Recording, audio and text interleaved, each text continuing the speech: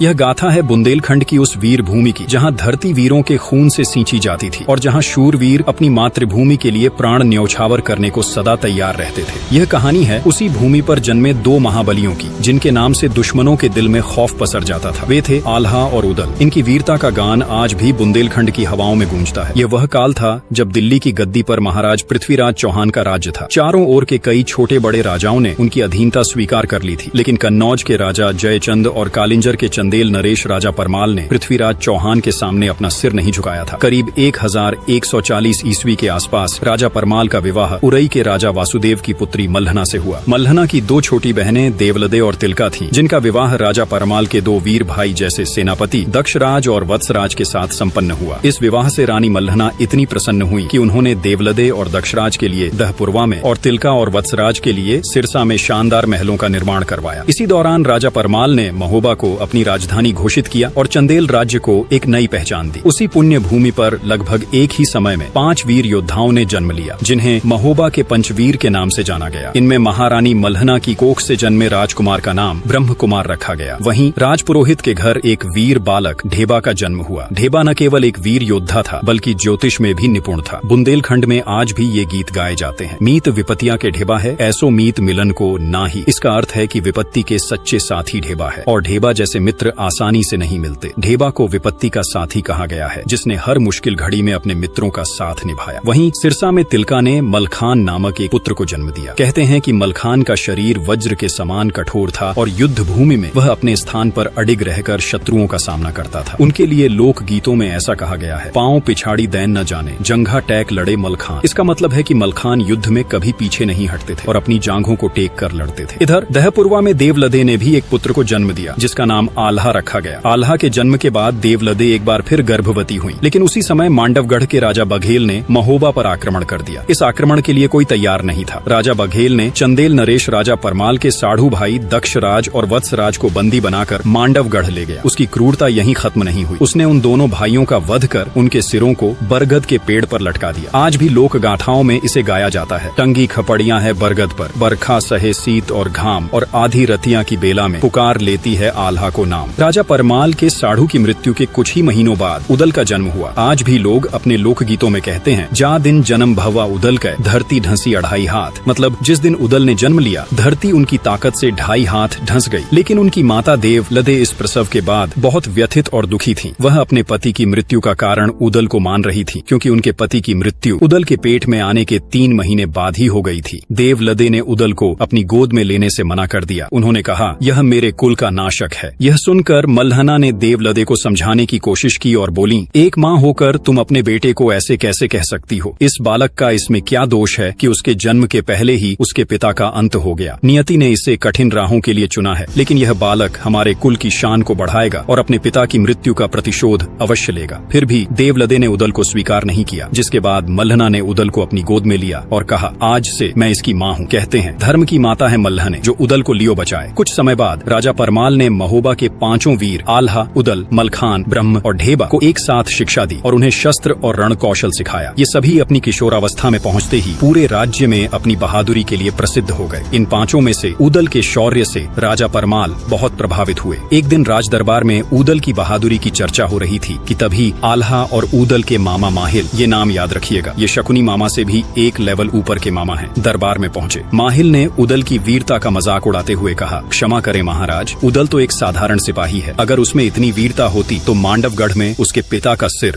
यूं लटकता न होता। माहिल ने वह बात बोल दी जो राजा परमाल इन 5 से छिपा कर रख रहे थे। माहिल ने राजा परमाल के सामने एक चुनौती रखी और कहा, महाराज, अगर उदल सच में वीर है तो वह मांडवगढ़ जाकर अपने पिता और चाचा के सिर को वापस लाए और उनका सम्मान पूर्वक अंतिम संस्कार करे, क्योंकि बाप का बैरी जो न मारे ओकर मांस गिद्ध ना खाए। मतलब जो अपने पिता के हत्यारे का बदला नहीं ले सकता, उसका मांस तो गिद्ध भी नहीं खाते। यह सुनते ही पूरे दरबार में सन्नाटा छा गया। राजा परमाल माहिल को शांत करना चाहते थे ताकि यह बात उदल तक न पहुंचे, लेकिन किस्मत ने खुद उदल को यह चुनौती सुनने के लिए वहां ला खड़ा किया। तभी राजा परमाल ने माहिल को कहा, आखिर तुम चाहते क्या हो कि प्रतिशोध की आग में इनका सिर भी वहीं टंगे मिले? तभी उदल ने दरबार में प्रवेश किया और पूछा, किस बात की चर्चा चल रही है महाराज? माहिल ने उदल को देखा और कहा, प्यारे भांजे, मांडवगढ़ में तुम्हारे किसी अपने की खोपड़ी टंगी है। अब तुम अपनी माँ से जाकर पूछो कि आखिर वह खोपड़ी किसकी है। अब वह सच जिसे राजा परमाल छिपा कर रखना चाहते थे उदल के सामने आ चुका था। ये सुनते ही उदल दरबार छोड़कर तुरंत अपनी माँ देवलद्दे के पास गए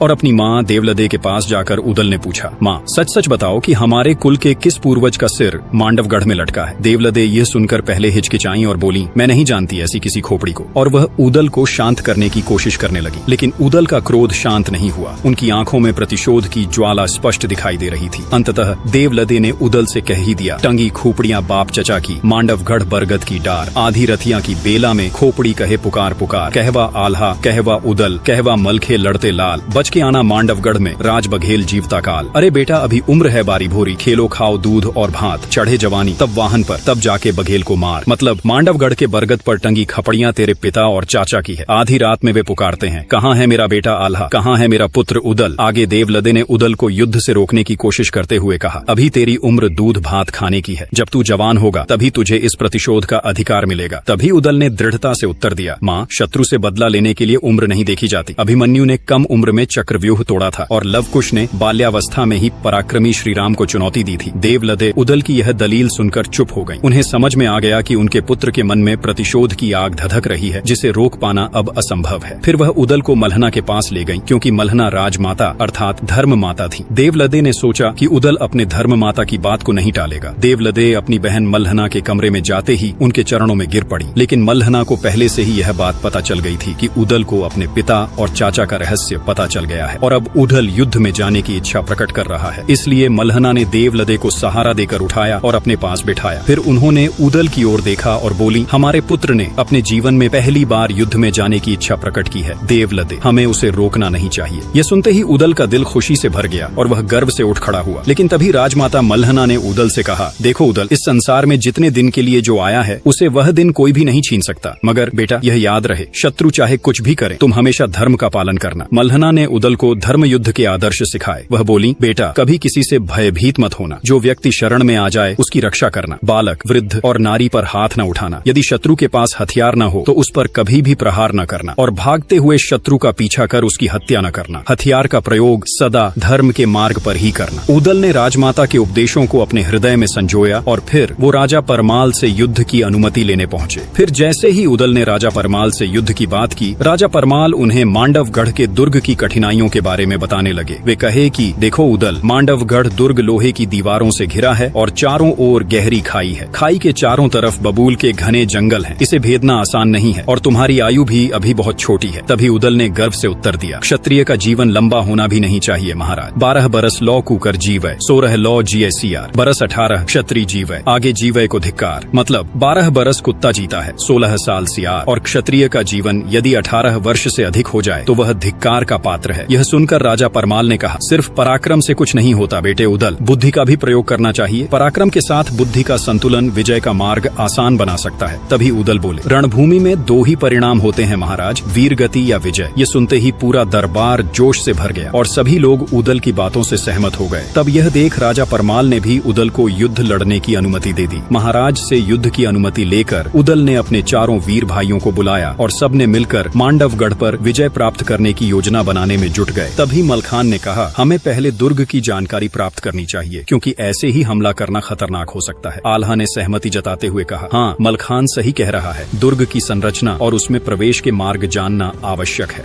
ब्रह्मा ने अपनी बात रखते हुए कहा, अगर हम दुर्ग में किसी को अपने पक्ष में कर सकें तो हमारा कार्य सरल हो सकता है। ढेबा ने उनके प्रस्ताव को समझते हुए कहा, दुर्ग के किसी सैनिक को अपने पक्ष में करना जोखिम भरा हो सकता है। क्या होगा अगर उसने हमारे साथ धोखा कर दिया तो? इन चर्चाओं के बाद सभी ने यह निर्णय लिया कि वे योगी का वेश धारण करेंगे और दुर्ग में प्रवेश करेंगे। 5 भाइयों ने योगी का रूप धारण किया और अपनी माताओं से मिलने गए। योगी के वेश में होने के कारण उनकी माताएं भी उन्हें पहचान नहीं पाईं। उन्होंने इन्हें साधारण योगी ही समझा। इस बीच महोबा के दरबार में राजा परमाल ने आल्हा को महोबा के सेनापति के रूप में चुना। पूरे दरबार में सेनापति आल्हा की जय के नारों से गूंज उठी। तब राजा परमाल ने महोबा के वीरों को उनके घोड़े सौंपे। आल्हा को किलिया, ब्रह्मा को हरनागर, ढेबा को मनोरथ, उदल को बुला नाम का घोड़ा दिया गया और वहीं मलखान को कबूतरी नाम का घोड़ी दिया गया। महोबा की सेना ने युद्ध की पूरी तैयारी कर मांडवगढ़ की ओर कूच किया। मांडवगढ़ के दुर्ग के पास बबूल के घने घने जंगलों में सेना ने पड़ाव डाला। उस दिन सेना का नेतृत्व ब्रह्म कुमार को सौंपा गया, जबकि बाकी चारों वीर उदल, आल्हा, मलखान और ढेबा योगी का वेश धारण कर दुर्ग में प्रवेश करने की योजना बनाने लगे। योगी का भेष होने के कारण कोई उन्हें शक की नजर से नहीं देख रहा था। थोड़े ही समय में वे किले के मुख्य द्वार तक पहुंच गए। वहां तैनात द्वारपाल ने उन्हें रोकते हुए पूछा, आप लोग कौन हैं और यहाँ क्यों आए हैं? आल्हा ने शांत स्वर में उत्तर दिया,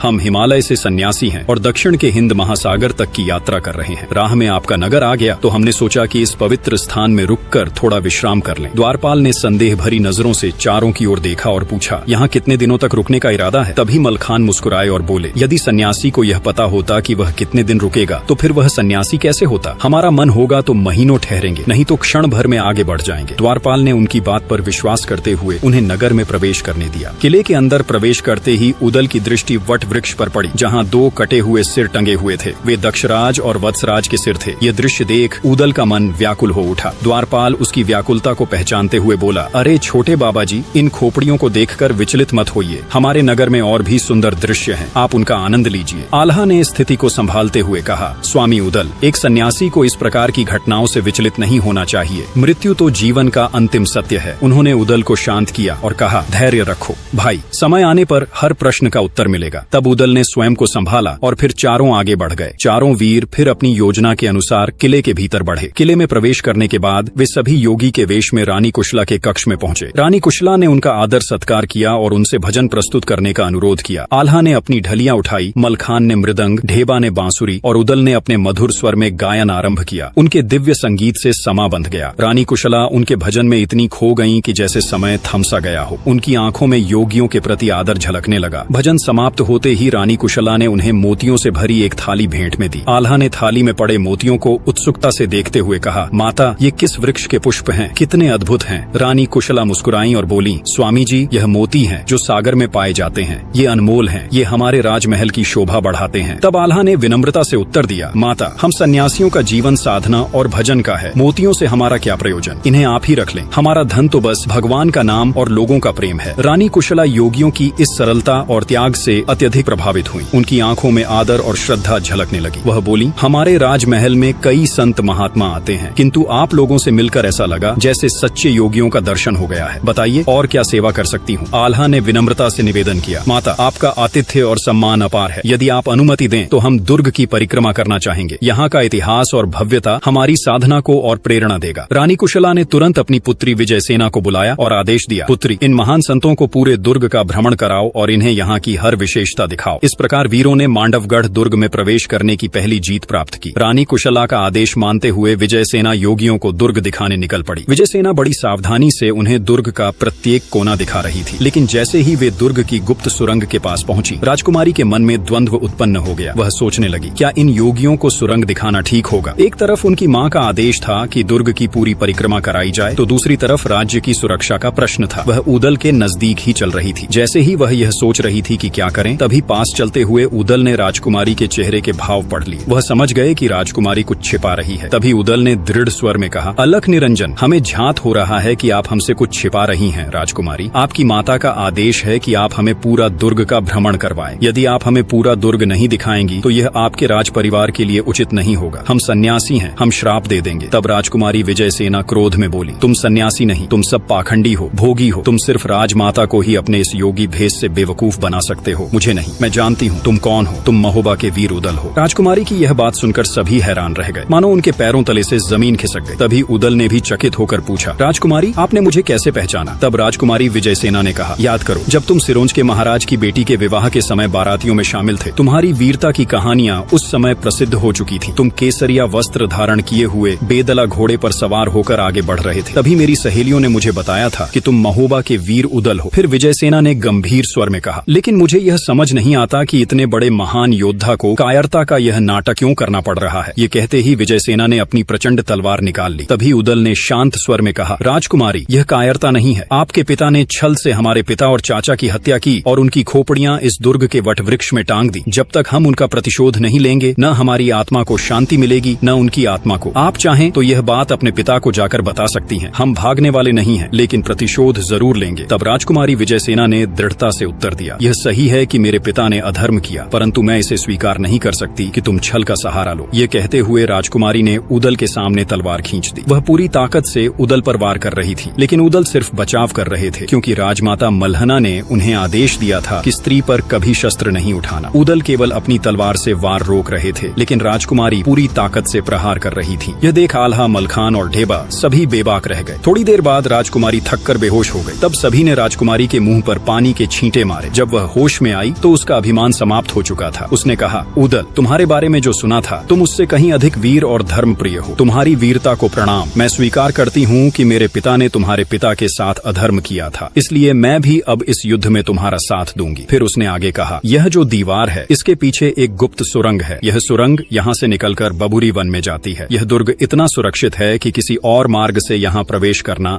लगभग असंभव है, लेकिन इस सुरंग का दूसरा मुंह बबुरी वन में खुलता है, जहाँ से तुम लोग दुर्ग में प्रवेश कर सकते हो। यह रहस्य जानते ही महोबा की सेना सुबह तड़के ही मांडवगढ़ पर आक्रमण कर दी। यह खबर जैसे ही मांडवगढ़ पहुंची, वहाँ हड़कंप मच गया। राजा बघेल राज जम्बे ने अपने 2 शूरवीर पुत्रों राय करंगा और सूरज को बुलाया। वे दोनों अपने समय के सबसे बहादुर योद्धाओं में गिने जाते थे। अपने पुत्रों के सामने राजा ने कहा, अब दुर्ग की रक्षा का भार तुम दोनों पर है। मैं जानता हूँ तुम दोनों इस युद्ध को जीतकर हमारे राज्य का सम्मान बनाए रखोगे। तब राय करंगा और सूरज ने अपने पिता को आश्वासन दिया, पिताजी, हम आपकी आशा को कभी टूटने नहीं देंगे। मांडवगढ़ का किला सुरक्षित रहेगा, चाहे इसके लिए हमें अपने प्राणों की आहुति ही क्यों न देनी पड़े। उधर महोबा की सेना के सेनापति आल्हा ने अपनी सेना को संगठित किया। उन्होंने पंचव्यूह नामक एक विशेष रणनीति बनाई, जिसमें सबसे आगे की सेना का नेतृत्व आल्हा स्वयं कर रहे थे। बाएं छोर की सेना की कमान ढेबा के हाथों में थी और पीछे के हिस्से की जिम्मेदारी मलखान पर थी। व्यूह के मध्य में ब्रह्मा घोड़े पर सवार होकर संचालन कर रहे थे। जैसे ही दोनों सेनाएं मांडवगढ़ के दुर्ग के पास पहुंची, राय करंगा ने आल्हा को ललकारा। उसने कहा, आल्हा, तुम्हारी औकात नहीं है मुझसे लड़ने की। तुम्हारा भी वही हाल होगा जो तुम्हारे पिता और चाचा का हुआ था। जिस पेड़ पर उनकी खोपड़ी टंगी है, वहीं तुम्हारी खोपड़ी भी टांगी जाएगी। इस पर आल्हा ने गरजते हुए जवाब दिया, राय करंगा, मेरे पिता और चाचा को अधर्म के युद्ध में मारकर तुम्हारे पिता ने अन्याय किया था। अगर आज तुम अपने पिता का सिर मेरे सामने रख दो तो मैं तुम्हारी जान बख्श दूंगा, अन्यथा युद्ध भूमि में आज मरने के लिए तैयार हो जाओ। इसके बाद युद्ध शुरू हो गया। तलवारें टकराने लगीं, घोड़ों की टापों से धरती गूंज उठी और दोनों सेनाओं के योद्धा एक दूसरे पर टूट पड़े। राय करंगा ने चालाकी से आल्हा की आंखों में धूल झोंककर हमला करने की कोशिश की, लेकिन आल्हा की सतर्कता के सामने उसकी यह चाल विफल रही। इसके बाद राय करंगा ने आगे बढ़कर ऊदल पर भाला फेंका। भाला ऊदल को चीर देता। अगर ऊदल का घोड़ा बैदुल उस समय अपनी चाल नहीं बदलता, भाला ऊदल के पास से गुजरता हुआ धरती में धंस गया। आज भी लोक गीतों में कहा जाता है, ए गज भर धरती चीरत फारत, भाला धरती गया समाए। धन्य धन्य है घोड़ बैदुला जो स्वामी को लियो बचाए। इस घटना से राय करंगा अचंभित हो गया। वह क्रोध के मारे लाल हो गया और तलवार लेकर ऊदल पर टूट पड़ा। इसके बाद ऊदल राय करंगा पर गरजते हुए टूट पड़ा। ऊदल बोले कि पहली वाणी में बोलत नहीं, दूजी में नहीं करते रार, और तीजी वाणी में छोड़त नहीं, मुंह में ठूंस देई तलवार। ऊदल ने अपनी तलवार से पहला वार किया और राय करंगा पहले ही वार में घायल होकर गिर पड़ा। वह घायल अवस्था में युद्ध भूमि छोड़कर भागने लगा। इस घटना से मांडवगढ़ की सेना का मनोबल टूटने लगा। तभी राय करंगा के छोटे भाई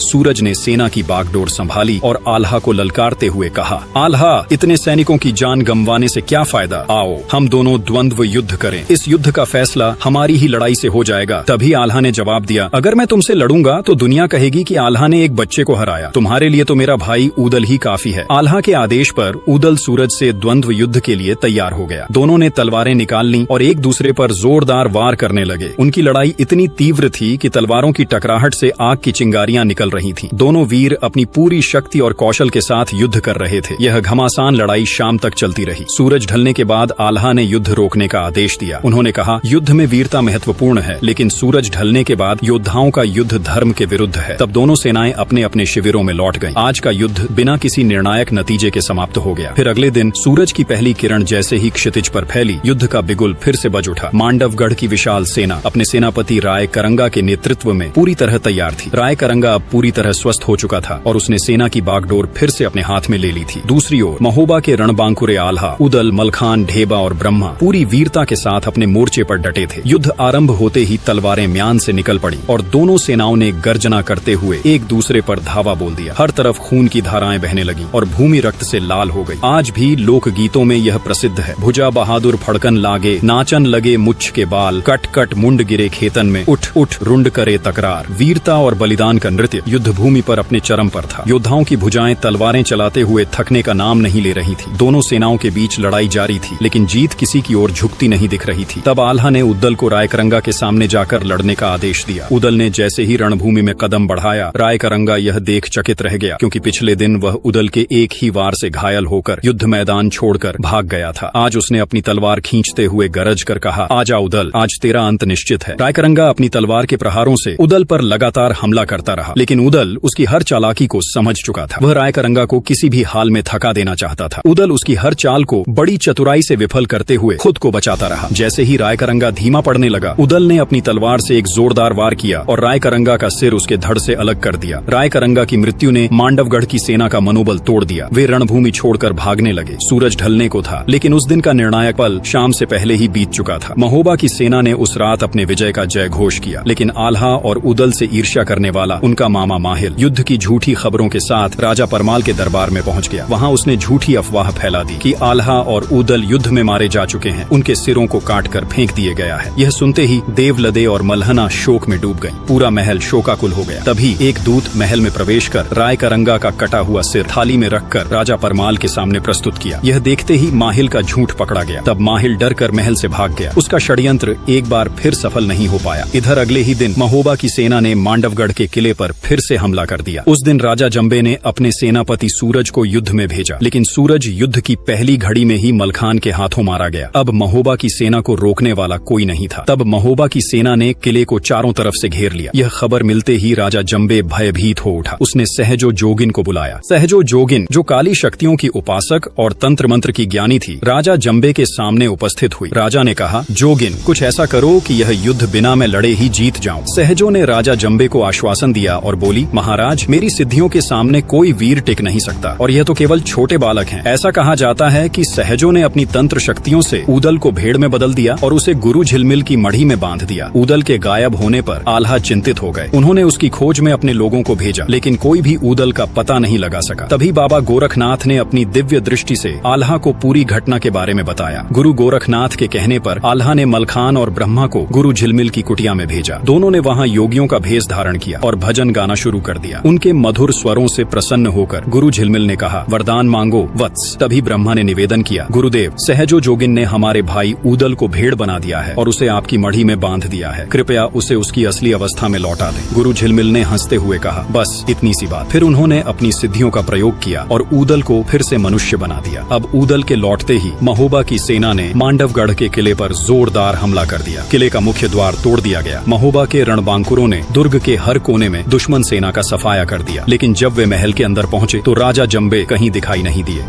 तभी महोबा के 3 वीर आल्हा, मलखान और ढेबा जब किले से बाहर आ रहे थे तो रास्ते में उन्हें सहजो जोगिन मिली। वीरों ने बिना देर किए उसकी काली शक्तियों का स्रोत, उसके जूड़े को अपनी तलवार से काट दिया। जैसे ही उसका जूड़ा कटा, सहजो की सारी सिद्धियां उसी क्षण नष्ट हो गईं। इसी बीच एक घुड़सवार सैनिक बबुरी वन से आता हुआ महोबा की सेना के पास पहुंचा और उसने उद्दल से कहा, महाबली उद्दल, सेनापति आल्हा ने संदेश भेजा है कि राजा जंबे का कोई पता नहीं चल रहा है। संभवतः वह कहीं छिप गया है। तभी उद्दल ने कहा, राजा जंबे के छिपने के लिए सबसे सुरक्षित स्थान सुरंग ही हो सकता है। इसके बाद उद्दल ने सैनिकों को बबुरी वन में खुलने वाली सुरंग के मुख पर आग लगाने का आदेश दिया। सैनिकों ने सुरंग के द्वार पर आग प्रज्वलित कर दी और आग तेजी से सुरंग के अंदर फैलने लगी। तभी पास खड़े ब्रह्मा ने सैनिकों को आदेश दिया, आग समाप्त होते ही इसे फिर से प्रज्वलित करना, कोई भी दुश्मन बचकर न निकल पाए। जैसे ही आग सुरंग में फैलने लगी, भीतर छिपे राजा जंबे का धैर्य जवाब दे गया। वह अपने विशाल और भव्य हाथी भौरानंद पर सवार होकर बाहर निकला। हाथी पूरी सजावट के साथ गर्व से चल रहा था और जंबे उसकी पीठ के सिंहासन पर बैठा हुआ था। यह दृश्य देखकर उद्दल ने अपने घोड़े बेंदुला को दौड़ाया और बिजली की गति से हाथी की ओर बढ़ा। उसने घोड़े की टापों से हाथी के माथे पर जोरदार प्रहार किया। हाथी दर्द से बौखला गया और अपनी दिशा खो बैठा। उसी समय उद्दल ने हाथी की पालकी पर लगे ध्वज को अपनी तलवार से काटकर नीचे गिरा दिया। उद्दल ने एक ही छलांग में घोड़े से कूदकर हाथी की पीठ पर चढ़ाई कर दी। राजा जंबे के संभलने से पहले ही उद्दल ने उसकी गर्दन पर तलवार का ऐसा प्रचंड वार किया कि उसका सिर धड़ से अलग होकर नीचे गिर पड़ा। राजा जंबे के मारे जाते ही मांडवगढ़ का युद्ध समाप्त हो गया। महोबा की सेना ने किले पर विजय प्राप्त कर ली। पूरा किला महोबा के वीरों की जय और आल्हा उद्दल की जय के नारों से गूंज उठा। युद्ध के जीत के बाद जब यह शुभ समाचार राजा परमाल तक पहुंचा तो उन्होंने पूरे राज्य में विजय उत्सव मनाने का आदेश दिया। महोबा के राजमहल को दीपों से सजाया गया और वहां आम दरबार लगाया गया। महल के विशाल सभागार में आल्हा, उद्दल, ब्रह्मा, मलखान, ढेबा और अन्य वीर राजा परमाल के सामने आए और उन्होंने उन्होंने उन्हें प्रणाम किया। आल्हा ने अपने पिता दक्षराज और चाचा वत्सराज के सिर को सम्मान पूर्वक राजा परमाल के समक्ष रखा और वहीं ऊदल ने भी अपनी प्रतिज्ञा पूरी करते हुए राजा जंबे का सिर मल्हना और देवलदे के चरणों में रखा। उन्होंने भावुक स्वर में कहा, माँ, जिसने हमारे पिता का अपमान किया और उन्हें छल से मारा, उसका अंत हो चुका है। मल्हना ने अपने पुत्र को आशीर्वाद दिया। बुंदेलखंड में चारों ओर खुशी का माहौल था। महोबा के रणबांकुरों के पराक्रम के चर्चे हर ओर हो रहे थे, लेकिन इस जीत ने आल्हा और उदल के मामा माहिल के दिल में जलन और द्वेष की आग को और भड़का दिया। वह आल्हा और उदल के मौत का प्रपंच फिर से रचने लगा, लेकिन क्या उसका यह प्रपंच इस बार सफल होगा? यह जानने के लिए हमारे अगले वीडियो का इंतजार कीजिए। अगर आप यहाँ तक वीडियो देख रहे हैं तो हमें कमेंट में जरूर बताएं कि आल्हा उदल के बाद आप किस वीर की कहानी जानना चाहते हैं। आपकी राय हमारे लिए बहुत मायने रखती है। वीडियो को देखने के लिए आपका बहुत बहुत धन्यवाद।